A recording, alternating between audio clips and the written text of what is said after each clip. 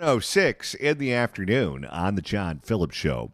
Mr. Randy Wang has the week off. He'll be back with us on Monday. 800-222-5222 is the telephone number, 1-800-222-5222. It is our pleasure to welcome our next guest to the program. He is an anchor at Fox 11 and host of The Issue Is, which is the only statewide public affairs television program here in California. It airs on KTVU in the Bay Area, KTTV in Los Angeles. You can follow him on X at Elex_Michaelson and find him online at foxla.com.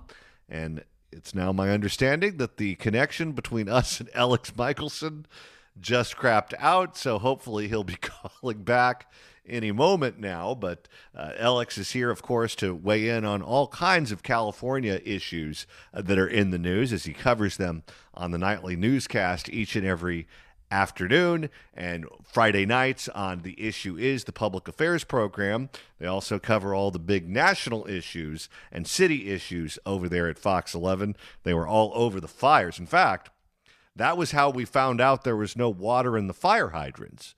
They were doing live coverage when the fires were raging all over Pacific Palisades and Altadena and all over. And Rick Caruso actually called into the newscast in real time and said there was no water in the fire hydrants.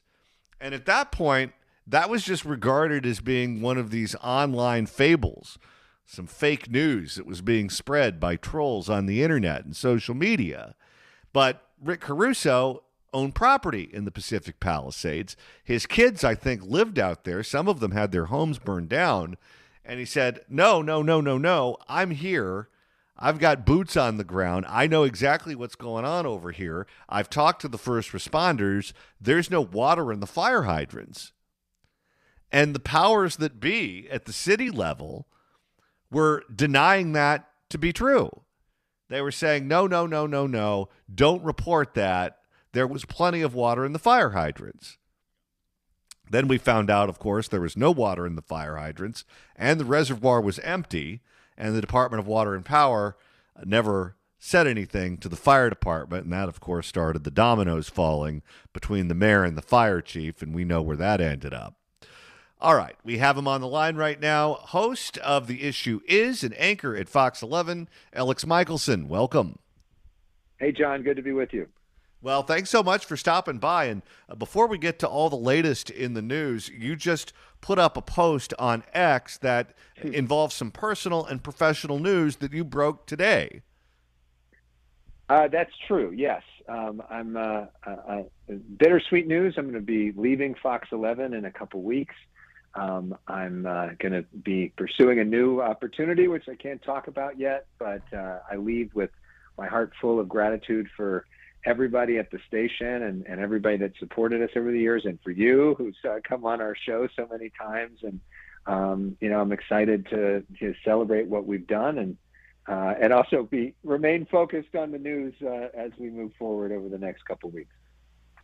Well, we're going to be sorry to lose you on Fox 11 and The Issue Is, but I'm sure that the next project is going to be bigger and better. And true story, I got to tell you, when we first met and I first started watching you on Fox 11, I told a mutual friend of ours, I said, he's going to get picked up by GMA. That's going to be the last stop on the subway for him. That's where he's going to end up, over on Channel 7. Well, I'm not going to say where I'm going to get picked up by, but for the meantime, I'm excited to be here on KBC Radio. Well, thank you so much for stopping by, and there's so much to talk about. Let's start out talking about the possibility, or I guess not the possibility, but the news that Los Angeles is going to be getting yet another newspaper. This time, it's going to be a newspaper produced by the same people that produced the New York Post. And they say that California is ready for a tabloid newspaper, a right-of-center paper akin to the New York Post, something that will have fun with the news. It will certainly present it in a user-friendly tabloid sort of way. And I've got to say that I really do think that California needs a tabloid for a lot of reasons. First and foremost, the way the news is presented in so many of the stodgy newspapers it's presented in a dull way where they don't have fun with the characters that exist here. I mean, could you imagine if a New York Post was covering Barbara Ferrer or Sheng Tao in Oakland or Cecily Mayart Cruz and could have fun with those characters, how they would make them larger than life? And also, we live in an area that is a company town. Hollywood is the dominant industry in Los Angeles, and it almost seems as if the LA Times, and this is not a knock on Patrick Soon-Shiong, because the Times has been like this for a long time, where they almost regard it as something that's beneath them to cover Hollywood. They weren't the ones that broke the Harvey Weinstein story. They weren't the ones that broke the Bill Cosby story. They don't break many of the big. I mean, Nikki Fink pretty much had that covered, all of the big business Hollywood news for many, many years before she passed away. But the LA Times is not known for covering the industry that makes this town run. And if you had a tabloid here, oh man, you could have fun with that. Yeah, look, I mean, competition is good. It's good for the LA Times. It's good for the California Post, and it's good for democracy. We obviously live in a one-party state where a lot of the power players are able to ignore a lot of voters because they got supermajorities. I mean, they got the supermajorities from voters, but they get pretty comfortable sometimes doing what they want to do because there hasn't been a lot of reporting scrutiny over a lot of issues. And having more people focused on California issues, having more questions asked, having more accountability, having more sunlight is good for voters. It's not good that we have one essentially newspaper. That's not good for our region. And I think it's a good service. I mean, we have 40 million people in this state, the fourth largest economy in the world. We lead the world in technology and in Hollywood, and we're the breadbasket of the world. And yet we have such little coverage of a lot of the mover and shakers here. Do you think it's possible to make money with the newspaper these days? And I say that because I think the New York Times is still profitable. I think the Wall Street Journal is still profitable. I think you can probably add USA Today to that list. But everyone else is hemorrhaging money because the business model that existed for so many years where they had the ability to mint money with the classifieds and the ads that they would sell to the big movie houses and department stores and car companies. Many of those ad dollars have just gone away. And the question is not whether or not many of these papers make money, but how much do they lose? Do you think it's possible to make money starting a new newspaper? Well, I don't think it's possible to make money just in doing a newspaper. What the New York Times has done so effectively is they're really a media company, right? So they make money off of Wordle. They make money off of the daily podcast. They've got, tote bags. They've got all sorts of lifestyle brands and cookbooks and other things that sort of encapsulate a lot of different aspects other than just subscribing to a physical copy of a paper or even a digital copy. They've got The Athletic doing sports. They've got all sorts of different revenue streams that's made them a sort of an all-encompassing brand, which you don't see and that's what Patrick Soon-Shiong wanted to do with the LA Times, has not been nearly as successful, obviously, as the New York Times in doing that. And it's hard to do that. You need a really big brand, and you need somebody with deep pockets to invest in that sort of thing. But maybe, we know Rupert Murdoch has deep pockets. We know that he knows how to make money with media companies. You mentioned the Wall Street Journal and the New York Post, examples of that. Obviously, Fox News Channel, the dominant force in cable news. And maybe this is going to be another success for him. Who do you think would end up on the cover of the California Post more often than anyone? My money would be on Karen Bass. You think more than Gavin Newsom? Yes. Why is that? Because of the fires. The fires were such a disaster. I think they would just skewer her every single day, more so than Gavin. And Gavin is always first to say, well, that's a city issue. That's not a state issue. Don't blame me. And he doesn't directly point the finger of blame at her, but he does it without mentioning her name.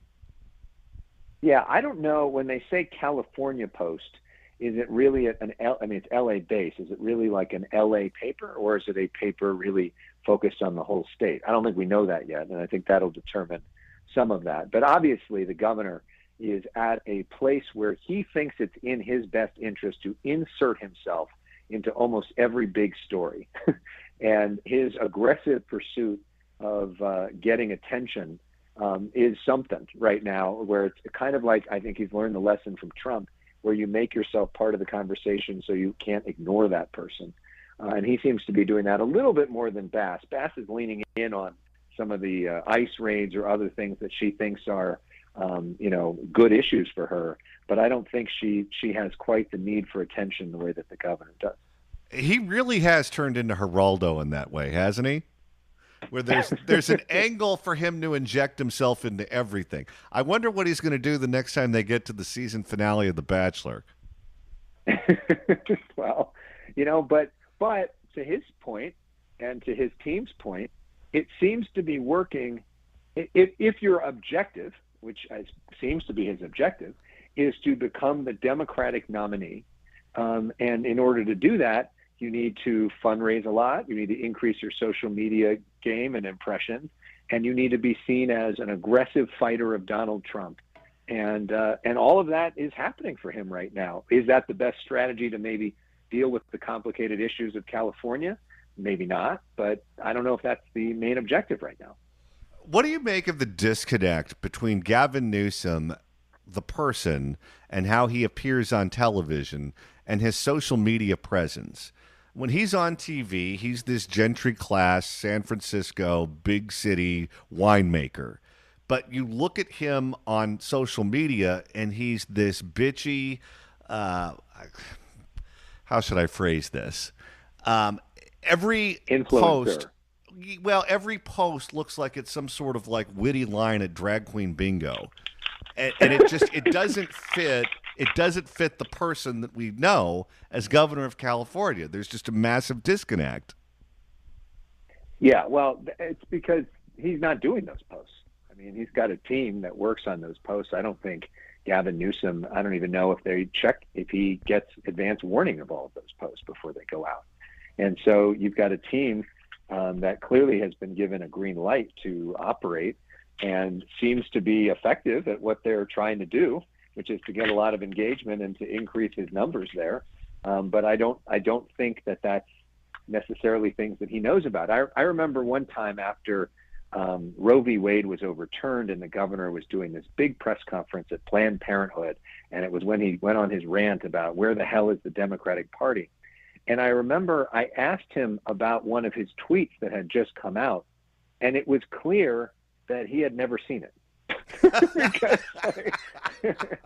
And so, like, I said, and he's like, "Who says that you did on Twitter?" It's like, and so I do think that his office has a lot of agency in doing some of that, but that's the danger in that, and obviously he's not the only official on either party where that happens. I mean, that's I think more often than not, that's what's happening. Is you have these very young staffers who are driving a lot of this social media accounts that are not necessarily in the voice of their members. Well, and sometimes these members of Congress die, and then the Twitter accounts live. They're still tweeting even though they're dead. Right, or metaphorically dead in some cases. Yes. We're speaking with Elex Michaelson, who you can follow on X at Elex_Michaelson. Elex, I don't think we've spoken publicly since Kamala Harris announced that she would not be running for governor of California. Did that surprise you? Yes and no. I mean, I think from a political perspective, it would have been the easiest thing for her to do, and the best chance to win. Wasn't a for sure shot, but it would have been. Yeah, I think she probably would have had a 60 or 70% chance of winning if she would have gotten in. So to walk away from that and to walk away from the biggest state in the union and one of the most powerful jobs in the country is quite something. But in talking to her people, we really got the sense, which is something that we kind of talked about privately, that she didn't actually want to do the job. So good for her, honestly. Because I remember I said on your show that I had said, if Kamala Harris gets in, I hope she gets in because she actually wants to do the job, and she's thought a lot about California issues, and she's got something she wants to do with the job. And clearly she made the calculation that she really didn't. And so instead of going into a job that she didn't really want to do, at least she's giving other people a chance to do it that really want to do it. Who do you think benefits the most from her taking a pass? I mean, it's a combination of Rick Caruso and Eleni Kounalakis. I mean, look, if Kamala Harris was in, Eleni Kounalakis probably would have gotten out of the race. The only reason she was in there was because, she would say the reason she's lieutenant governor is because Kamala Harris endorsed her and brought her into that. It would have been impossible to imagine the two of them running against each other. Now she may get an endorsement from Kamala Harris, and already gotten sort of an endorsement from Nancy Pelosi and other people in the Democratic machine who want to pay her back for her sizable donations over the years. And then the other, Katie Porter is helped by it too, because, she probably has the most name ID of anybody in it. And then Rick Caruso. I mean, I think you see now a path for him. And it certainly seems to me that he's probably more likely to get into the governor's race than he is the mayor's race, because it may be an easier putt for him, although not an easy putt. I think Eleni Kounalakis is the one who's going to benefit the most, because the Democratic Party grand poobahs seem to be supporting her, from Nancy Pelosi to Hillary Clinton to Barbara Boxer. And she has something to offer elected Democrats up and down the state that the other candidates don't. And that is money, and a lot of it. If you're Antonio Villaraigosa, I don't know what you can offer these people for their endorsements. I know what she can offer, and I know what Rick Caruso can offer, and the rest of them can't meet that. Yeah, I mean that's true, and but a lot of these other folks have been in elected office for a long time, and they've got deep-seated relationships with people. I mean, Tony Atkins was the Speaker of the Assembly and the leader of the state Senate. I mean, Antonio Villaraigosa obviously has been the Speaker of the Assembly and been in politics forever. I mean, a lot of these people do have friends that they've accumulated over the years. And then, the way that some of the Democratic Party works is that, interest groups like to back their people. And so that's also a part of it. But the hard part for everybody except for Eleni and Rick Caruso and Stephen Klubeck, by the way, an interesting character who's running, a businessman who's a billionaire himself, is all the rest of them just don't have access to the same kind of money. And so at some point, they're going to have to find, really serious fundraising to keep up with these people, or you wonder if some of these candidates may have to drop out. Elex Michaelson, thank you so much for stopping by. And again, we're going to miss you over at Fox 11, but we all can't wait to find out what's in the next chapter. Thank you so much, John, for all your support of The Issue Is and us at Fox 11. And I hope to continue talking to you wherever and whatever happens next. For sure, and we'll chat again real soon. Elex Michaelson. Thank you, my friend. Thanks so much for stopping by. It's the John Phillips Show. Is it time to sell your home? Maybe you want to downsize, maybe you want to move, or maybe you inherited a home that you just don't want to hang on to. Whatever your reasons for wanting to sell, call Seller's Advantage. Seller's Advantage has been buying homes for decades. Their seller reviews speak for themselves. They're people who buy from people and will provide custom solutions that work for your needs. They offer and will buy with cash and can close in days. The great part is you don't have to worry about spending money on repairs, preparing your home to be shown, or having people coming in and out. And there are no agents, just a great offer and an easy process that'll give you peace of mind so you can walk away happy. So if it's time to sell your home, call Seller's Advantage for a free, no-obligation offer today at 888-303-AS-IS, 888-303-AS-IS, 888-303-2747, and find them online at sellersadvantage.com. DRE number 01961658. It's the John Phillips Show. If you'd like to email the show, you can do so at johnnydon'tlikeshow@gmail.com. That's johnnydon'tlikeshow@gmail.com. The Fix California Hour continues in moments. Don't you go anywhere.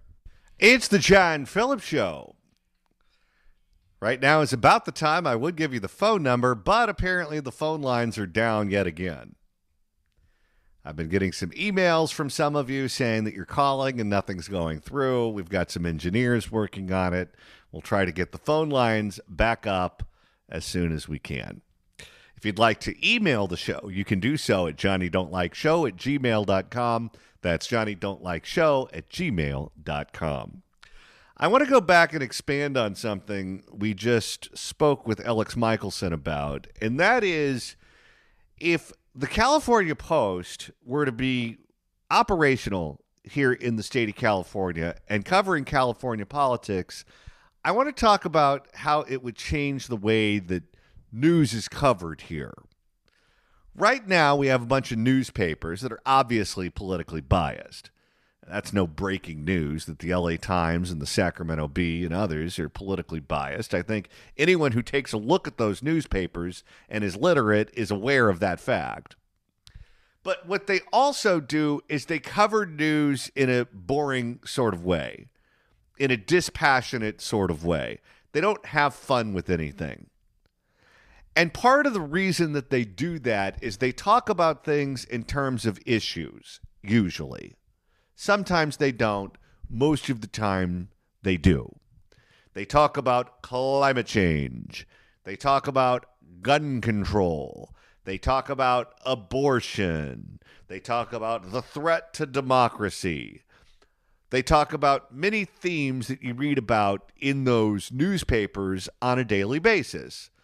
They have their regular people that they go after, their regular people that they promote, but for the most part, the focus on the subject is the issue. Democracy is under attack now that Donald Trump is in the White House. That's something that the Times writes about all the time, and the Sacramento Bee. What's different between that presentation and the presentation that you would get from a tabloid is the tabloids primarily talk about personalities. Think about when you're checking out at the grocery store and you look at the National Enquirer before you pay for your groceries. They don't talk about issues in the National Enquirer. You don't look at the cover of the Enquirer and find out democracy's under attack. You look at the cover of the National Enquirer and it says Hillary Clinton has 6 months to live. Those old tabloids, the Weekly World News, that's when they'd say that there was a pregnant alien and those sorts of things. But the standard tabloids that are still around talk about people. They focus on people. They focus on personalities, heroes and villains, good guys and bad guys. If they talk about a celebrity that is beloved, they talk about someone who just died. I'm sure Lonnie Anderson will get an honorable mention in the National Enquirer next week. People love the actress Lonnie Anderson, married to Burt Reynolds, starred in WKRP in Cincinnati, and sadly passed away this week. I'm sure they'll do pictorials. I'm sure they'll talk about her, but the focus will be about Lonnie Anderson, the person. And what's great when you have a tabloid that's more of a news tabloid than an entertainment tabloid is you take that philosophy and you can apply it to heroes and villains who typically make the news in that particular state. So let's just say Barbara Ferrer, the fake doctor, the woman in charge of the LA County Department of Public Health. She is covered in terms of issues in the LA Times. COVID-19 is making a comeback several years after initially finding its way on the shores of the United States. Barbara Ferrer is urging everyone to get vaxxed. That's how they would cover the story. If there was a tabloid in California, they'd put a cartoon caricature of her on the cover, or they'd take a photograph of her, put it on the cover, have a clever headline, and have fun with her. She would become a character. She would become someone who would be a regular on the cover of the newspaper, and they would turn her into a character that is recurring. And it becomes easier to tell the story in a way that's more user-friendly. Because if you tell the story about COVID coming back and the numbers and the vaccination rate and this and that, people's eyes glaze over and she can do whatever she wants because no one pays attention.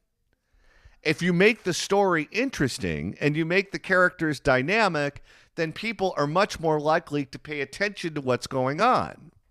And if the person is doing something bad, they're doing something damaging, they're doing something that's hurting the population that they're supposed to be helping, and you present the story in a way that generates attention, that's a good thing.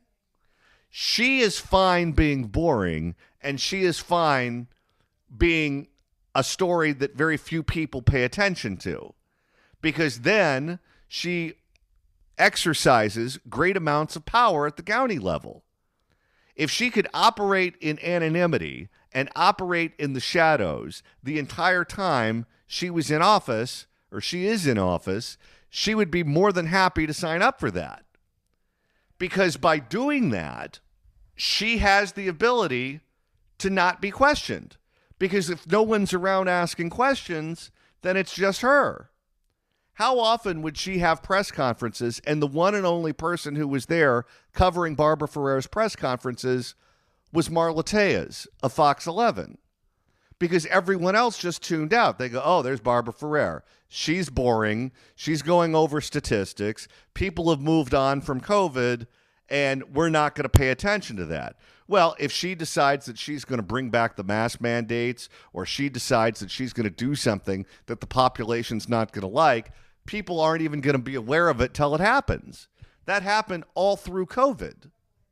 However, if people covered her in a way that made people interested in reading about what was going on in that office, I think you might have different levels of pushback. Same thing is true with LA Mayor Karen Bass. You read the Los Angeles Times, Karen Bass is a hero. They cover the fires, and Karen Bass was a mayor who was on top of it, who fired the fire chief after the fire chief didn't act quickly enough. And Karen Bass is demanding answers, and she's pushing back against Donald Trump, who's threatening to withhold federal dollars. And they talk about it in terms of issues that are boring, but issues that paint her in a positive light. You turn her into a caricature on the cover of a California Post, then it's an entirely different ballgame. You look at how things are covered in New York City, and New York City, they rip these people apart on a day-to-day basis. And it's not just people who are in the news. It's also people who are big athletes in the city, where you have an athlete that's involved in scandal. You have an athlete that is certainly talked about. I mean, imagine Shohei Ohtani if he were playing in New York as opposed to California, how the tabloids would have covered the gambling scandal involving the interpreter. It would have been completely different. It would have been a different story. It would have been something that would have led all the newscasts on ESPN, because they would have made a meal out of it. Out here, they covered it in such a dry way. Yeah, it was covered, but it wasn't covered in a way that was user-friendly that people had fun with. A tabloid brings the news to the level of the layman. A tabloid brings the news to the people. And right now, the people are totally checked out of California politics because they don't read the LA Times. They don't read the Sacramento Bee. They don't read the San Francisco Chronicle. But if you make it fun and you turn these people into cartoons and you make everything user-friendly, then you might develop some interest. And the moment you develop some interest, people start paying attention. And the moment people start paying attention, they start asking questions. And right now we have an apathetic electorate where people largely just check out of California politics. And because of that, figures within California politics are able to do whatever it is that they want to do because they operate without public scrutiny. And because the newspapers are largely ideologically on the same page as the politicians, they don't push back too hard. In addition to that, they're dependent on access. In a one-party state, if you are the newspaper that covers it, you need access to government so that you have access to information. You have the information to put in your newspaper. If they cut you off, you can't do your job. If you have a tabloid, tabloids are very rarely brought in on the inside. They're always regarded as the enemy. And if they're regarded as the enemy and they're on the outside anyway, they don't need access to survive. they're on the outside throwing stones. If there's anything that the people of California need right now, it's a tabloid that brings the news in a way that is user-friendly to the masses, so the masses start to get engaged again. Because unless and until the masses get engaged, the people who control the state are going to continue to destroy it. It's the John Phillips Show. It's the John Phillips Show. If you'd like to email the show, you can do so at johnnydon'tlikeshow@gmail.com. That's johnnydon'tlikeshow@gmail.com. And it's looking like with the national cable channels, Gavin Newsom is getting exactly what he wants. The battle over mid-decade redistricting is now the top story in the nation. And it wasn't long ago when he was challenging Ron DeSantis, although he calls him Ron DeSantos, to a debate. Gavin Newsom was constantly trash-talking the state of Texas and the state of Florida. In addition to going after those two states, he was spending money on billboards in other states, attacking their policies on abortion and other subjects. He thinks that by juxtaposing California to all of these other states, that presents him as the leader of the blue state movement to Democratic voters nationally. And now that he gets to present himself as the response to Texas redrawing their maps, he believes that that will help elevate him to be the leader of the resistance nationwide. But the problem for Gavin Newsom is that this roll of the dice that he is making is contingent on a bunch of things breaking his way. First of all, he has to take this idea in front of the voters and find a way for voters to approve of it. But you look at the opposition to what he's trying to do, and you say, okay, well, Republicans are obviously going to be opposed to it because they're going to lose a bunch of seats here in California. But it's not just Republicans who will line up against his initiative. There are other interest groups who are morally opposed to what he's doing, including former California Governor Arnold Schwarzenegger, who is probably more respected on the left than he is on the right these days, and Charlie Munger, who is a very rich guy and is the man who put up the money for the last reform that we did regarding redrawing the lines. He was the one that wanted the independent commission, and he was the one that bankrolled that, and Arnold Schwarzenegger was the public face of it. Abel Maldonado was one of the votes in the legislature that gave Newsom what he wanted. And those two have announced that they are already starting to put together a campaign to oppose what Gavin Newsom is doing, which means you're going to have a bold-faced name who's traveling around the state making the argument against it in Arnold Schwarzenegger, and you're going to have someone with truly deep pockets who's going to be funding it, which means they're going to be on television, they're going to be on radio, they're going to be in your mailbox, they're going to be all over your computer, and they're going to be making the argument against it. And it's not just them. Same thing with the League of Women Voters and I think Common Cause and a bunch of these other good government types of groups. They don't want gerrymandering. They are opposed to it ideologically. And they say that this is a hill that they're going to die on. Well, okay, that's going to be different than what Gavin Newsom has dealt with before. You go back to the last two ballot initiatives that he really dug his heels in on. One of them was Proposition 1, which would spend a bunch of money on the homeless. There was minimal opposition to that, minimal. It was the Howard Jarvis Taxpayers Association, and that was it. And Gavin Newsom had all of his money, all the money from the unions, all the money from the usual suspects, and that thing limped over the finish line. Limped over. In fact, how many weeks after the election did it take before they finally declared it to be a winner? He was ready to start curing ballots because he didn't have enough public support behind that ballot initiative. The next one was Proposition 36, which would repeal Prop 47 and go after retail theft. Gavin Newsom was opposed to Prop 36. He traveled up and down the state. He made the argument. He was on TV. He was making himself available for interviews. And the public in all 58 counties supported Proposition 36, and they ignored Gavin Newsom. Gavin Newsom lost on Proposition 36.